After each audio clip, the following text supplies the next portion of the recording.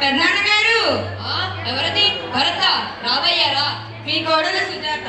మీరే మీ పెద్దబాబు. దీర్ఘ సుమంగళి బాబా. ఒరే రవి, ఎవరొచ్చారో చూడు. నీ బామ్మ వాళ్ళను కూడా పిలు. హాయ్ రాకేష్. Hi uncle. బామ్మ, రాకేష్ వాళ్ళ అమ్మ నాన్న వచ్చారు. రాకేష్ దా మనం వెళ్ళి ఆడుకుందాం. కూర్చోండి బాబు. ఏం కోడలి పిల్ల, బాగున్నావా? నీవు కూడా ఉద్యోగం చేస్తావట కదా? అవునండి, ఇప్పుడు అదే పెద్ద సమస్య అయింది. ఏమైంది? ఏమిట్రా ఆ సమస్య? పెద్దవాడిని నాతో చెప్పడానికి ఏమైంది?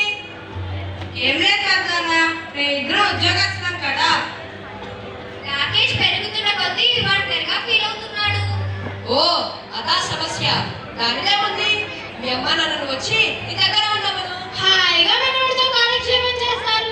నేను అడిగాను పెద్దనాన్న, కానీ వాళ్ళు ఇల్లు వాకిలు వదిలి రానంటున్నారు. ఈ వయసులో మనవాళ్ళు మనవరాళ్ళతో కలిసి ఉండడం కంటే ఆనందం ఏముంటుంది? ఏమమ్మా గొడవ పిల్ల, నువ్వేమంటావు? అయ్యో నాదేముందండి, వాళ్ళు వస్తానంటే నాకు అంతకన్నా కావాల్సిందేముంది. భరత్, మీ నాన్నకు ఫోన్ చేయి, నేను మాట్లాడతాను.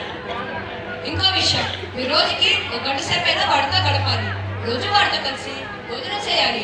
శని ఆదివారాలు పూర్తిగా వాడితోనే గడపాలి. మేము అదే అనుకున్నామండి. చూడండి ప్రేక్షకులారా, ఒక్కసారి ఆలోచించండి. మీరు మీ సమయాన్ని ఎక్కువగా మీ పిల్లలతో గడపండి. అప్పుడే మనం వారికి మంచి భవిష్యత్తును ఇచ్చిన వారి అవుతాము. ఫోన్లకు ట్యాబ్లకు దూరం చేసిన వారి అవుతాము. నా మాటలు మీరంతా పాటిస్తారని కలుస్తాను. ధన్యవాదాలు.